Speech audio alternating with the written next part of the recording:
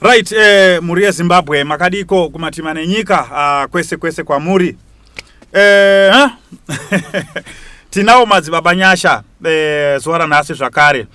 Tavadainza kuti vatitaurire iwo kuti zviri kumbofamba sei nekuti vamwe vanhu venge vaine mibvunzo vamwe vanhu pane zvimwe zvongoda kunzwisisa madzibaba. So regai nditore mukana wekukuchingamidzai. Makadii madzibaba?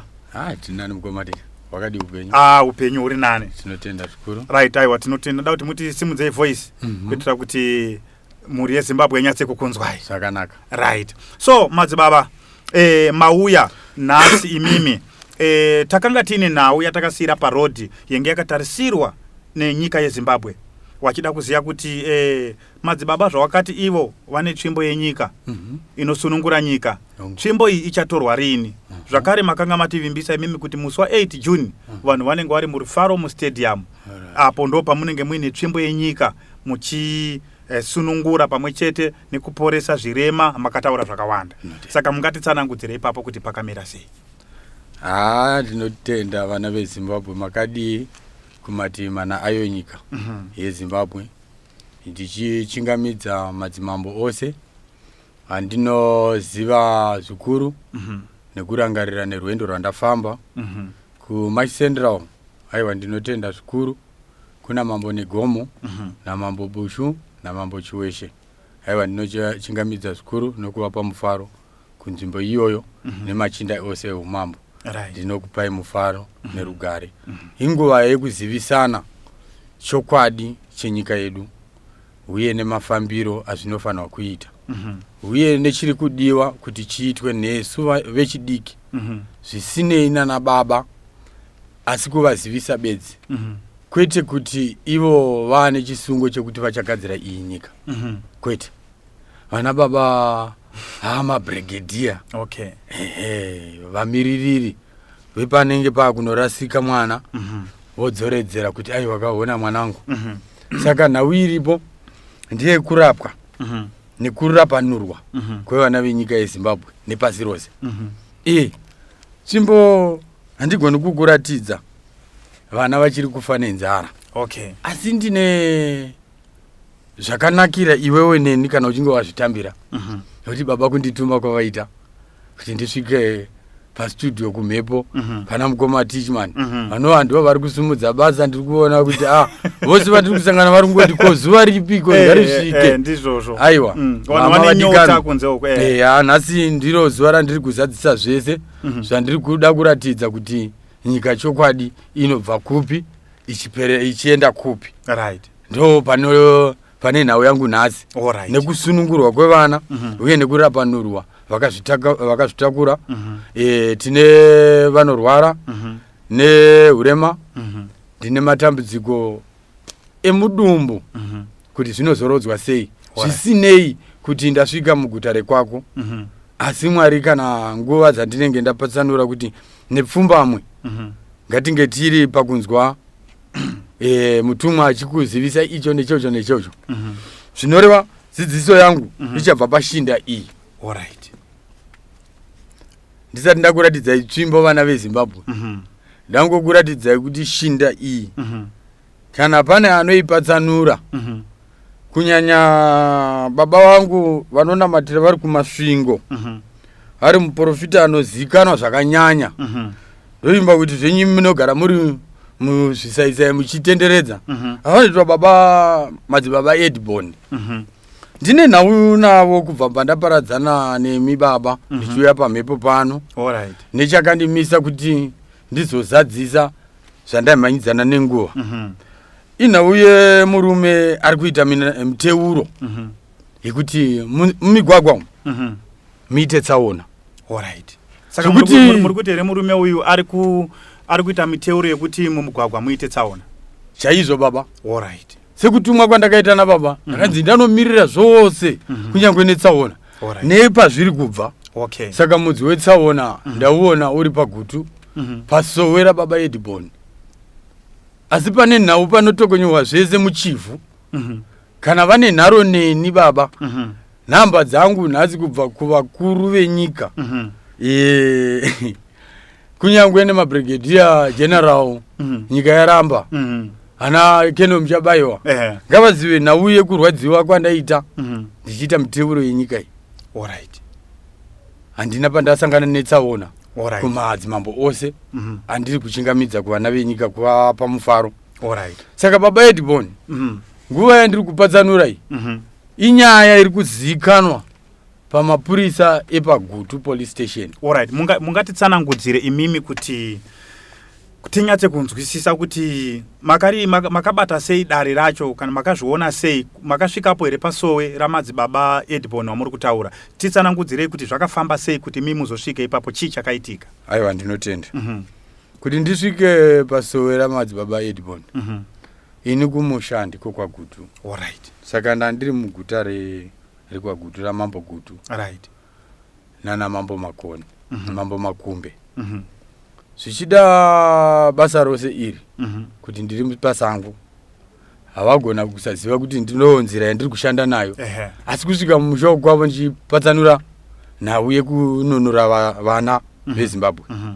Aiwa, ndakasvika.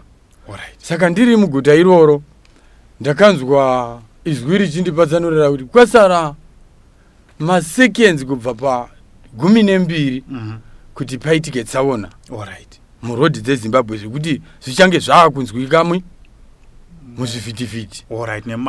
Saka nguva iyoyo ndichinonzwa izwi ndandiri pamusha wamambo Nyashanu pana T1 wandakambotaura nemi ndichiti ndo shamwari dzangu dzandakafamba nadzo nana Tendai Ushe nana Prosper Nyashanu.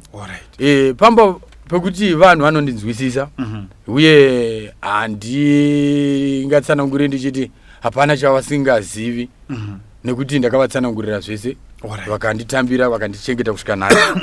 Saka ndiri panguva yekunonzwa kuti izwi randishonga kuti ndichienda paGoma pandaida kuenda kunotora dare retsaona zvakabva zvaramba.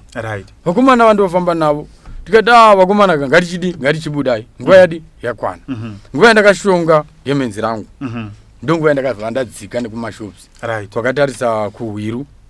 Nguva iyoyo ndakanzwa chinzi chitomhanya kuti unozarira tsaona. Apa zvose zvokuti Tenda yakazoita tsaona nenguva yanga iri kuhamba nekuma21 asi iyoyo nguva yanga yapatsanurwa yanga iri 12 o'clock. Ndonguva yandandichinorwisana nevasondosi vepa dare rababa Edbon. Tikati baba ndazindinamate pamwe chete bhazi risati rasumuka kuti tiite muteuro pabhazi rimwe chete ratenda iroro ranga riri pamasowe ipapo. Asi musati mati masimuka kuenda kuchifu anzi tiite muteuro wetsaona pa12 kusvika pa1 o'clock pane tsaona ichatyisa.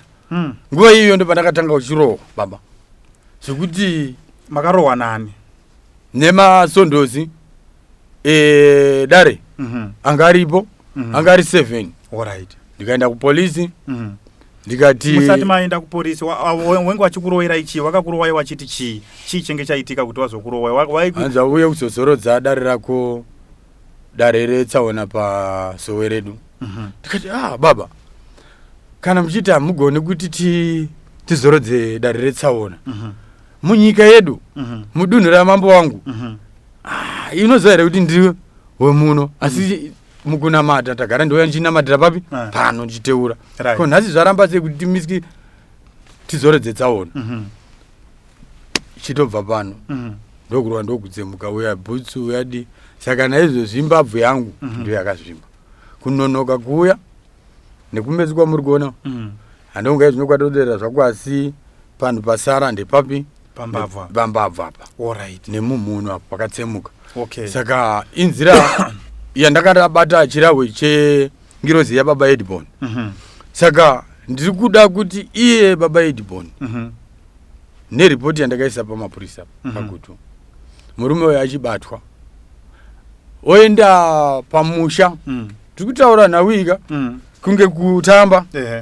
Baba Edbon ndinoda kusunga mota dzavo dzose zvokuti hapana kana mota 1 inofamba kana 1 kana kuri kuti ari kushandisa mweya mutsvene waMwari.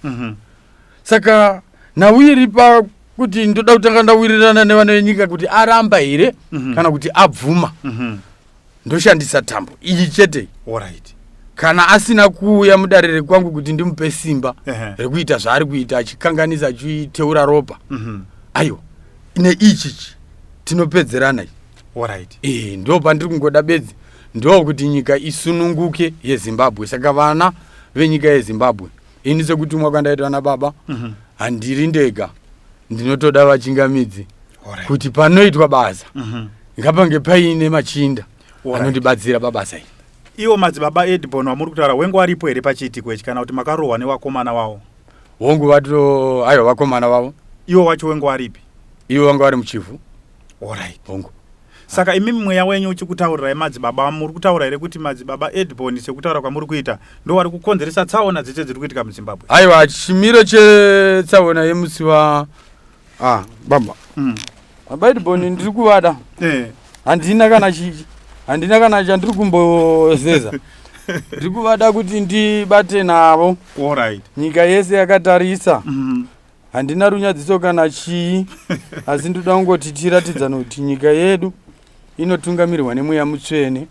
Panenge pakanganiswa mwana anodzorwa. Alright. Saka ndichamudzora asi handimudzoreri ndiri muvatongi mumatare enyika inoyi. Ndoenda pamba pedu panova ndo pamushayi vanhu. Right. Ichi chii madzibaba ichi? Iri bepa ndere kwaGuti. Alright. Kunova ndiko kwandakaripota nyaya iyi. Okay. Yekurohwa kwandakaita pamasoro baba Edbon. Tsaona iyoyo haina kupupurwa nemutumbi wangu chete. Alright. Yakapupurwa nevakawanda saka mubvunzo wangu kuvana veZimbabwe. Saka rakanyorwa nadhokota here? Kwese ikoko inandirapwe nezvimapirizi. Handirapwe nemapirizi ndei exhibit yekuti baba vaMnangagwa vazive, baba vaChivengwa vazive, Valerius Panda vazive, pamwe na General Monda vazive kuti mwana wavo ari kutambudzwa. Ndiri mwana wenyika.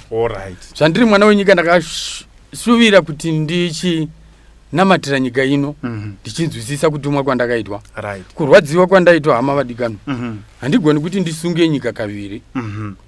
Apa ndakabata shinda yegreen newhite kureva kuti kuchenurwa nokupiwa upenyu. Ndoisunga here kana kuti baba Edbon ngavauye nemachinda avo padare repamushawo kwangu. Titambe mutambo wemweya. Chete. Ndo chandiri kuda kuvana vose vesangano. Inovumirwa kubata neni here iyi tsvimbo iyi madzibaba? Chaizvo. Right. Tsvimbo iyi inodudzirei iyi? Iyi inodudza kuti tiri kurarama tiri pamweya uri kutisunga. Ndo vakuru vedu vari pamharadzano munyika yose. Ndo muchinjiko. Tinotenda madzibaba. Saka mataura nhau yamadzibaba pane pamataura nhau yebhazi ratenda ndo pandoda kunzwisisa kuti saka mataura mukati bhazi ratenda rakazodonha nguva yakati imimi ngemamhanya kuda kundodzivirira tsaona. Saka tsaona imenge maona apa ndeipi? Ndiyo yebhazi ratenda here kana kune imwe tsaona yaida kuitika? Zvakanaka baba. Ndine chidzidziso chandapiwa ndiri munzvimbo yeHwange. Naika ndiri kunamatira nyika. Enda unozorodza dare uri pamasowe enguo chena. Munova ndiwo maunonamata. Naika. Zvinofadza kuti ndiinde muimba yekunamata ndichinozorodza tsaona. Inova ndiyo yandinenge ndatumwa nayo neminamato chete. Sekuzodonha kwebhazi rekwatenda kudonha kwaro. Naika. Iri nzira yetsaona yakatsitswa pamhepo yandinofamba nayo inini mwakana mazuva kuti udza nyika izvo haiterere mutumbi bedzi asi ndiyo zuva randakapatsanura kuti 12 o'clock ndo pachaitika tsaona inotyisa munyika. Ndisingapatsanure kuti mugwagwa upi asi ngatinamatei pabhazi riri pasowe toita mitaro yemichinjikwa kureva kuti tatoyeresa nyika yese. Ndatenda zvikarabva zvarambwa saka kureva kuti ingirozi yekupikisa. Saka mumweya menyu mubva madodudzira kuona kuti uyu ndiye munhu ari kukonzeresa tsaona. Ndinotenda iro hapana ungano baba. Vari kunamata vari kuva baba Edbon. Vari kupiwa mhepo dzekuti vavane mukati memusha. Dari iro ndinaro iro. Ndakakwana baba January to December kuti ndi nunure vana venyika zvisina kana $2 0, baba Edboni wow akandirova neruoko rwangu chete wake kungoti pa aiwa anobatwa kana baba Edboni vadi vabatwa muridzi wesangano ndiwo wandiri kungoda chete indobva ndazoita nhau dzangu. Asi kana iye achinga aramba ngaende pagutu pamupandawana papolisi wofona pafoni namba dzangu dziri pakati iri hadzina kana chipomerwa kana kupi kumadzimambo ose nemasadunu andinotandara nawo ngavafone pa 0775 690 969 ndini ndichange ndichizidavira kusvika tasangana pagutu pambano pari mabudikira ndichaita iye kana angu wapamba pedu haambondoni ndabva nekupi anondiona totamba nawo yeche zvinhu zvedu zvofamba zvakanaka. Tiri papo madzibaba tarisana isisu nevana veZimbabwe menge makataura kuti vana veZimbabwe tiri kusangana musi wa8 muRufaro Stadium. Saka izvozvi zvitamirira papi nenyika tsvimbo vana veZimbabwe varoda kuiona zvochiitwa sei zvakamira sei? Chinhu chokutanga kana makuona iyi hamusati mamboiona bai ro madzimambo havasati vamboiona bai kwese kwandakaenda havasati vaiona kana ndaizorodza iyi maga aya kusanzwisisana kuri mukati mevanhu ndikakuzorodza uku ndikazorodza nhau dzandinoda kuzorodza nekuti vanhu vachiwana mabasa nekuti tsvimbo mutauri tsvimbo ndiyo tsvimbo yepfuma naika ndiyo tsvimbo muzaruri.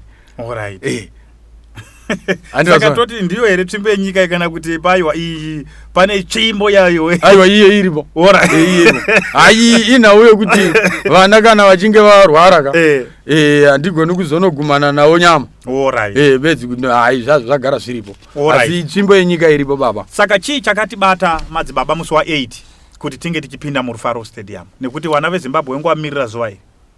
Ndinotenda sezvo nokuziva kwavaita nhamba rubatsiro rwavo kuti ndizivane nemhuri yangu ndipedze zvese zviri kunetsa zvimunyika kumaprofita enhema ivo vakabva musha kwangu ndo munoitwa zvese vachiuya kuzopiwa masimba ngavasanyepa vese maprofita vese nemapastors ndiyo nguva yekuti ndivaudze ende havasviki padhuze nende ndiri 1 nangwe ndiri mamutare hapana sekuru ngirandi ndomuregedzera ndiri ndega. Saka nawo haisisiri yekuti tikuvadzane asi inguva yekuti tichipanana zivo imwe chete sevana venyika yeZimbabwe.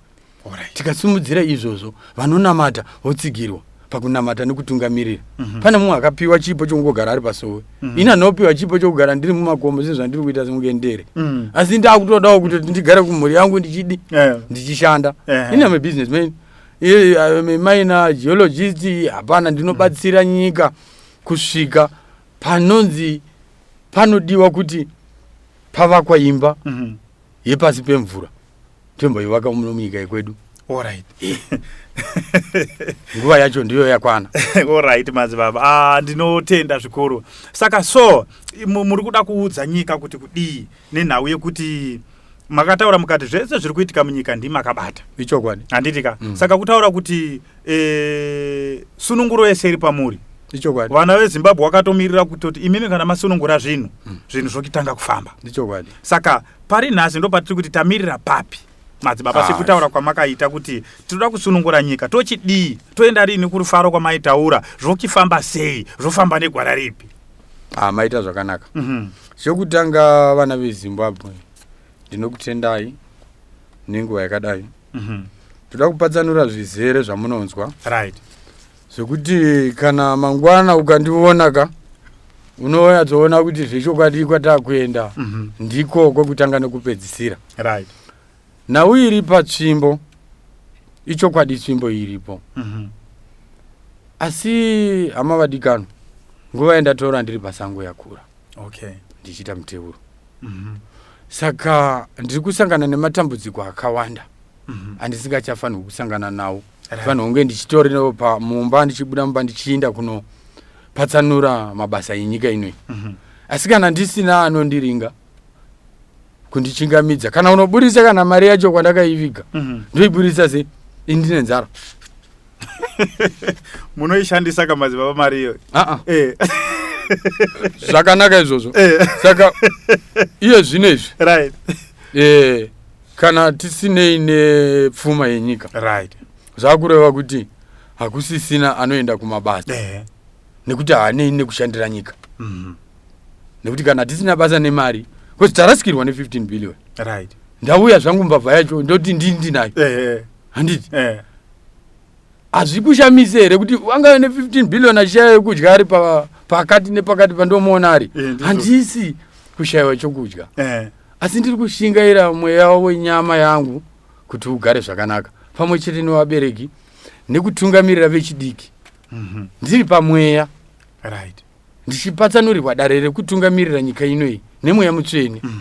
Saka nhau haisi wekuchichidzirana, inhau yekuti chandauya ndakabata ndichipenyu kunyika yose yeZimbabwe. Chinodzidzisa zvakawanda kuvana veZimbabwe. Iyi tambo yegreen zvichireva kuti patsvimbo inodudza upenyu, right, yewaiti inodudza kuchenurwa kwemudzimu wekwaamai newekwababa wekwako. alright, Ndiri kutaura newe, ndichitotaura nenyika yose. ndizvozvo. Saka tikakumbirira mudzimu wekwaamai vako newekwababa paminamato ukanzwa, inonzi ngaatore tambo yegreen nechi newhite, asi hakuna ati aziva kuti inosungwa kaviri yotarisa pasi naika kuripira kusunungurwa uri musango nemudzimu wako wanga uri musango.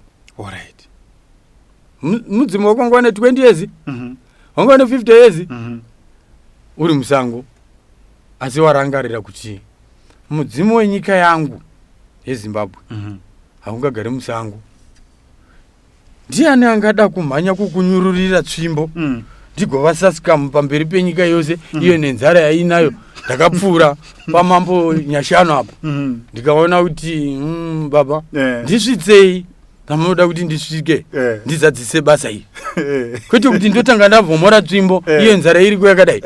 Aiwa kwete vadikani vangu, ndinoda kuti nditange ndakupai 15 billion mukoma maivone imba iri kubuda, handitika ndimune masoja akandichengeta, amapurisa kwete, amapurisa kubva izvezvi mapurisa eZimbabwe Republic Police kwete murodhi, chimbavha chega chega hapana kana chatiri kudzidza sevana venyika.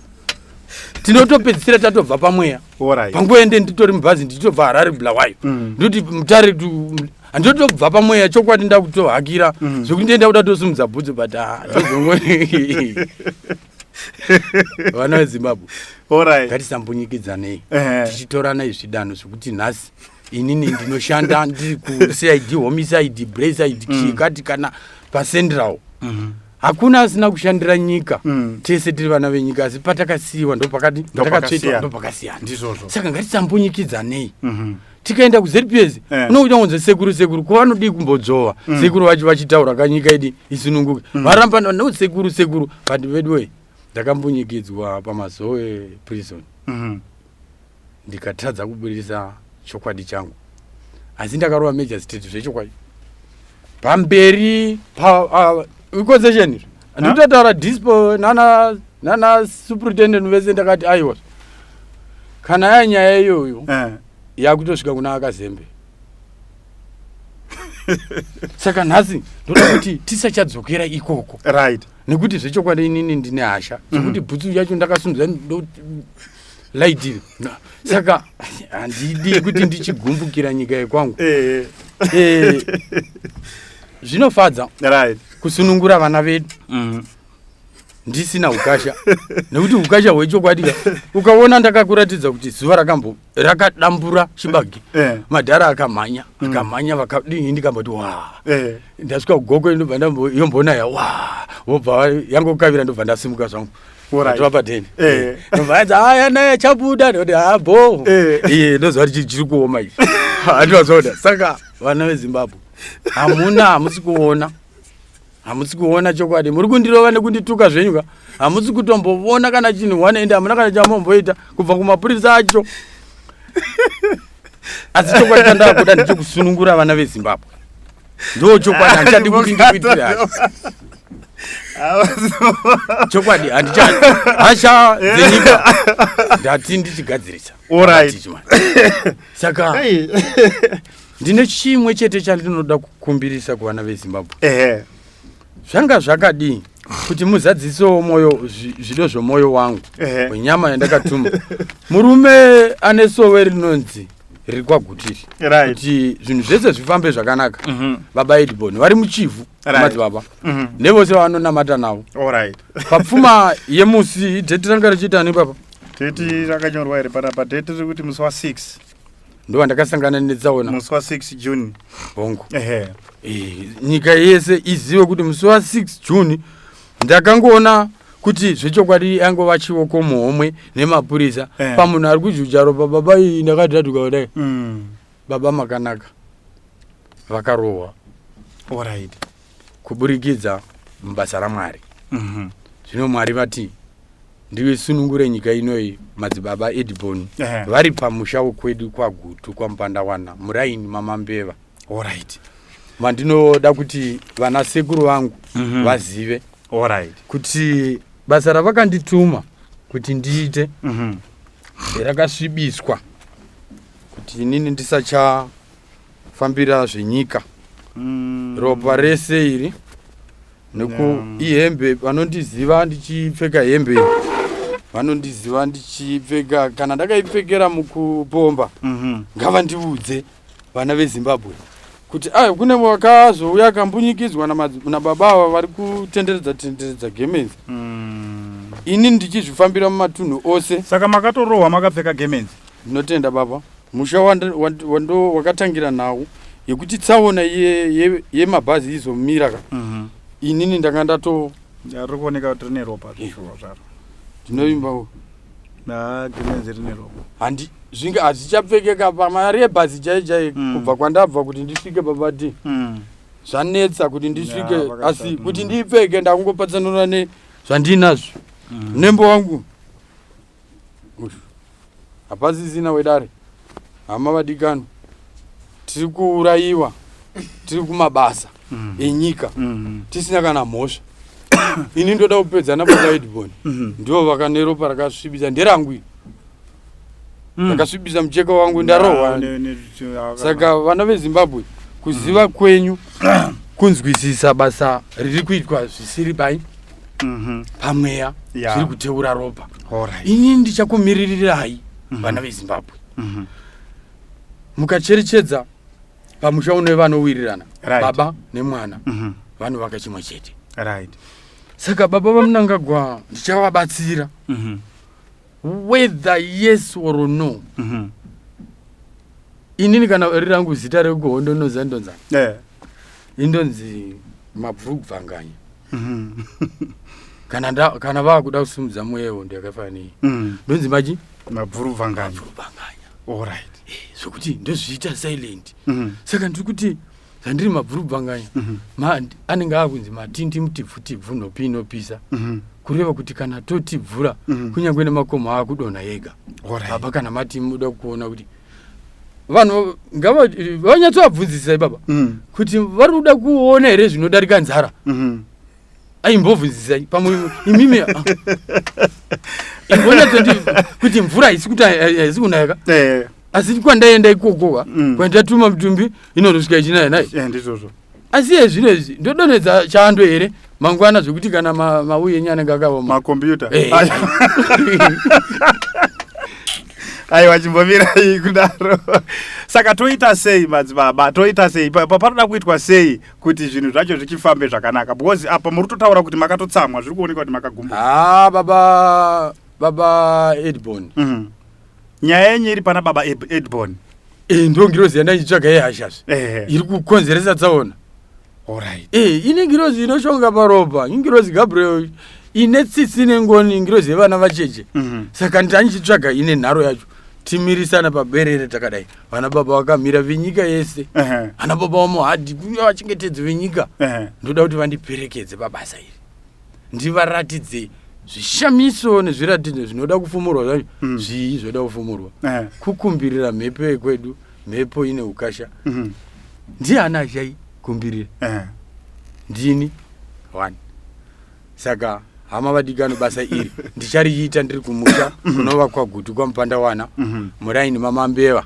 Ndichanotaura nemadzisekuru angu ose kunova ndo mamambeva kwamachekera Chikonye tine madistrict akawanda tichinda mhiri kwababa rangarira baba vemungai Muzenda kunova ndo kune gomo resvikire kwatichaisa Paradise Hotel kusumudzira basa guru rakaitwa nababa vaMuzenda.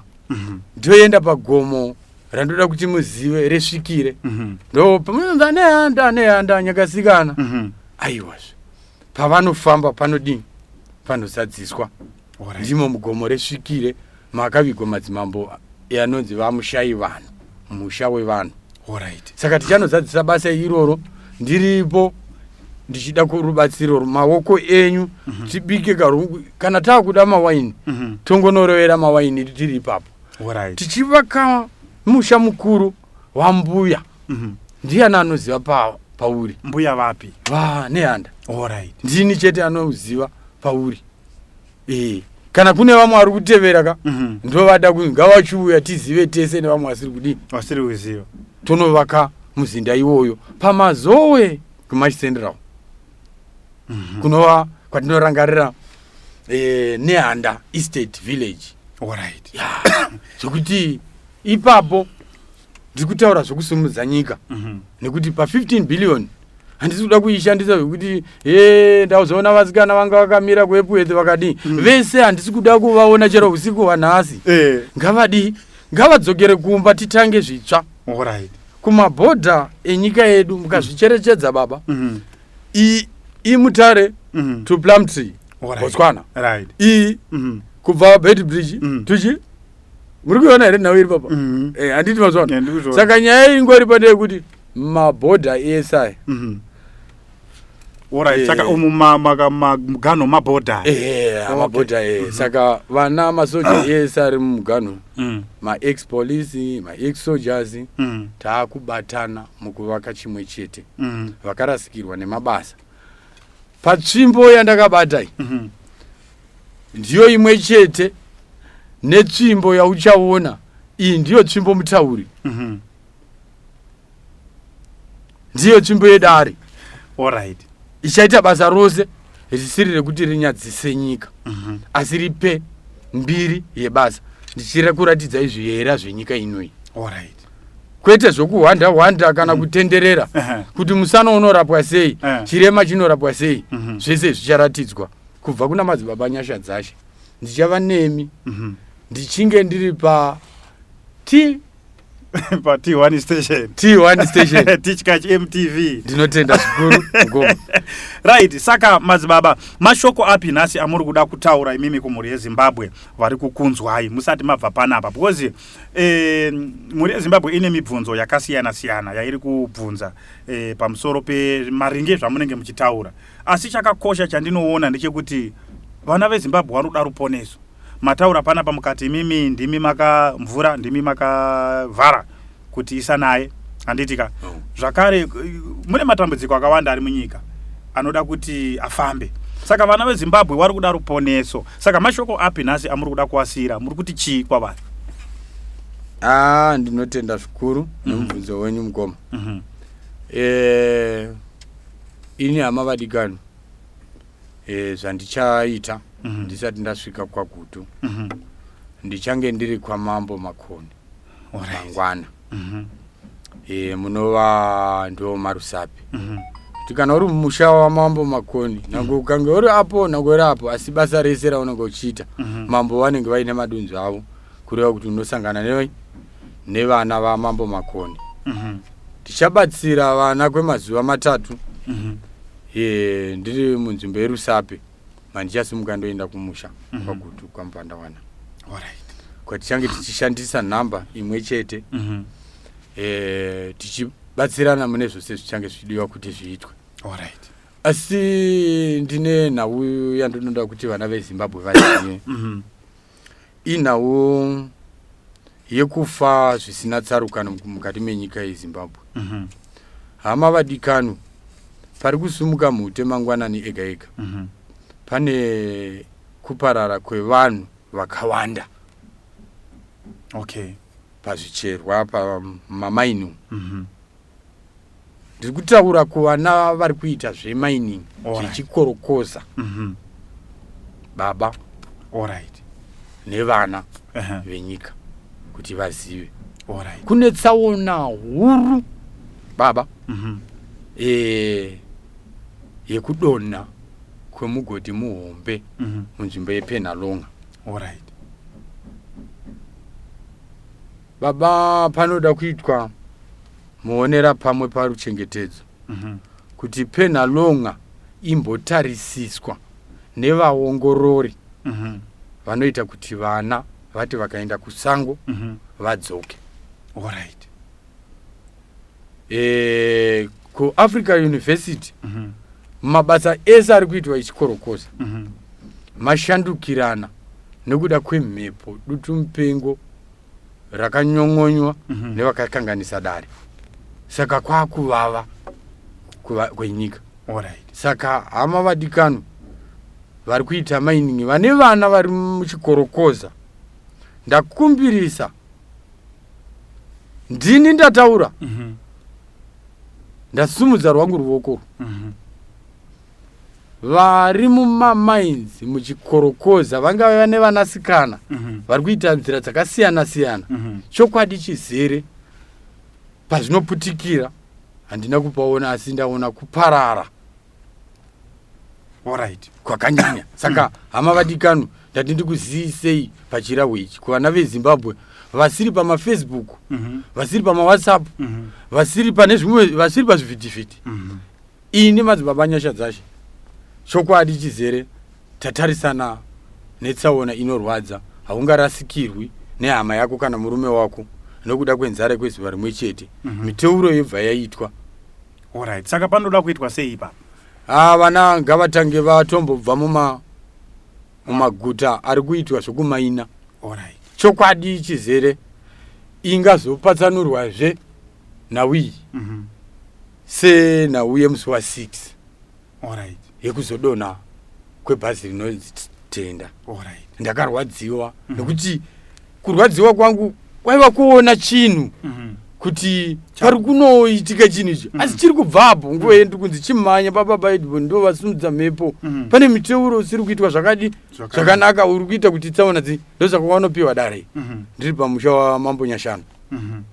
Nguva yose handina kunge ndaziva kuti ndatuma unozorodza nekuno handina tozozorodza ndobva ndatorohwa. Tsaona ichiitika kwandiro, tsaona ichiitika munyika yekwangu. Saka ndati kuvana veZimbabwe ndoramba tichiteura here tiri munguva dzakasviba. Right. Aiwa tinotenda madzibaba. Saka so takuda kundopendera chirongwa chedu. Mashoko api amuruda kusiyira muri yeZimbabwe tisati tabva panapo takupendera chirongwa chedu. Zvakanaka. Vana veZimbabwe ini ndiri wenyu mukubatsirana mune zvose. Ndichakubatsirai kumatunhu ose enyika. Ndichakubatsirai pamatambudziko ose asina kusiya azorodzwa mumusha kwedu. Vane matambudziko ehurema, aiwa baba vanoita kuda kwavo. Vana inini handina musundaidzi mubatsiri pane basa rose randinoda kuita. Right. Basa rangu rokutanga kuda kusumudza sangano rangu rechitenderano chitsva chevapostori ndichibva kumadzibaba kumasowe. Saka nhau iripo inini ndichange ndiri kumasvingo kwagutu ndokwanichange ndichibatsira ndiri. Alright. Kusvika ndavandudza zvese zvandoda kuvandudza ndiri kumusha wababa vangu ndichiona vabereki. Saka nhau yapo kuti ndichiwana rubatsiro. Ini handina ecocash asi chandiri ndichiti neruoko rwenyu vari kumusha kwagutu musi wandinosvika nhasingane nhasi chipiri nhasi nemusi wechina ndichange ndava kwagutu ndokwandichange ndava. Saka ndinotenda kuvana veZimbabwe kuti uyai nematambudziko enyu kunyangwe pafoni. Samangwana makuseni ndichaita muteuro wandichaita makuseni iri zaruro yevana vose nevari kumhiri yamakungwa vari kugara kupi nekupi vasangana nechakanaka. Alright. Ndatenda. Right. Tinotenda madzibaba. So penenge ndoda kubvunza ndepekuti ndichitarisa munyaya yedu kubva zuva rekutanga kusvika pari nhasi hatisi kuita here madzibaba kuita sekunge vanhu tiri kuramba tichitenderera panzvimbo 1 kana kuti tichitaura nyaya imwe chete. Penenge ndoda kubvunza ndepekuti izvozvizvi mhuri yeZimbabwe yakamirira kuona 15 billion yamakataura iya kuti 15 billion yenyika ndimi munayo. Mhuri yeZimbabwe iri kuda kuona zvirema zvamakataura kuti kusisina zvirema kunze uku, zvirema zvese zvichadini zvichafamba. Zvakare mukati mimi mune tsvimbo yenyika inoita kuti zvinhu zvese zvinge zvichifamba. Pamusoro pazvo makazotaura futi mukati ndimi makagadzira edzi. Handitika? Saka penenge ndoda kuziva mangi ndepekuti zvinhu izvi zvinoitika rini madzibaba, zvinopera rini tikauya nechirema nhasi isiso baba? Zvirema ngazviuye mubasa raMwari mushure mekunge tasisukidzwa baba. Hatinzwisisanei chinhu chimwe chete. Indane nguva ndiri pasango, hapana paningaite basa iri. Anorwara nhasi kudai achiuya zvichiita zvakadaro. Asi ndiwana dekaro ndati inini pandotanga kuita basa rangu ndiri kumusha paRufaro Stadium ruzhinji rweZimbabwe. Asi kwamuchange muchindionera kumusha kwaGutu ndokwandichange ndiri ndovhura sangano rangu guru ikoko muraini maMambeva. Ndopandinotangira kugadzira nhau dzokuti uyai pane zvirema wachiuya nazvo. Panofanwa kuti ko 15 billion nema zvese ndiyangu, ndiyangu. Asi makati ndiye nyika kama yakashema. Ndiyangu because ininika semwana wenyika kushandisa zvinonakidza kuna baba venyika. Saka ndiyangu. Saka nomanakidzira zvinoita. 15 billion ndiyangu nemi. Asi pari zvino ndichinayo. Yes. Ko tsvimbo yakasunga Zimbabwe. Itsvimbo yekusarura industry. Ya kana zviri chokwadi chekuti tarwadziwa nezviri kuitika munyika mekwedu. Ndini ndingakwanisa kumira nemi kubva nhasi kusvika papi ndisumudzira mining kune vechidiki. 15 billion ndopakana baba vaiti irrigation sezvo vanenge vagarapo isusu totanga kushanda patsva kuti 1. Saka 15 billion nemarongera ndakaita kuti ndiisarende kuna mudhara kuti hai mudhara chii vakira iyi zvirema namapofu zviya zvazvisingafambe vangasingaone ngavachitanga kudi kuita mabusiness avo. Ndatenda kwete business kuvakirwa kungopa business hapana zvazvinoita because management yakasiyana. Indo manager business rangu kusvika pakuvaka chinhu upgrade one by one. But kana tikati iwe wanga usingaoni wanga wakaremara wakufamba wobva wangopiwa mari chete unoidya nemufaro. Saka nawo ndiye kuvakirwa isu vana vechidiki vana venyika vana T1 nyasha dzashi tabatana kuti tivake chimwe chete kubva pa 15 billion kwainoenda ndekune vakuru vedu Machembere agara maovheti chaiwo amunoziva aya achishorwa aya asina basa ndo andiri kutanga kusimudzira zvokurevesa maiwoye madzimambo aya ndokwasimudza kona tukona yenyika. Saka vana baba ndichafamba nemi ndichiuya tiri pachipotera. Aiwa tinotenda. Regai titore mukana wekutenda mhuri yeZimbabwe nechirongwa chetenge tinacho. Ndofunga mawanzwa kutaura kwawo madzibaba nyasha dzashe wataura wanenge vaine mibvunzo kana wanenge wane zvawanenge wachida kutaura tinenge takusangana isisi ku comment section. Apa menge muri kuti chii madzibaba apa? Toda kubatsirwa nyaya yekuti baba Edbon hatidi kuramba tichindenderedza navanhu vachiswerera zvinhu zviri pachena. Baba Edbon ngavasungwe nemapurisa neRRB nhamba yemhosva iyi kuvabatsiri vose inini vozouya navo paMambeva nemusi wechina. RRB nhamba yangu isi 5882623 paguti inova yekuripota nyaya yangu nekuti izvezvika nambabva yangu handizivi kuti ndosvika sewo kumba. Saka ndati ndizviita namapurisa ose kuti ndoda kuona murume uyu achiuya naye ari mumaoko emapurisa kumusha kwaGutu kana atadza zvinhu zvake ndakufiriza ndo chokwadi haazonditsvaki ndaasanditsvaka ndofriza zvese ndatenda. Alright. Aiwa, tinotenda muri yeZimbabwe. Ngatisanganei pa comment section ndo pamunenge muchitaura zvamunenge makasununguka pakutaura nemaonero nemanzwiro amaita nyaya dzetinge tiri kuzeya panapa namadzibaba Nyasha. Thank you so much. Ngatisangane zvakare muchikamu chinoteera.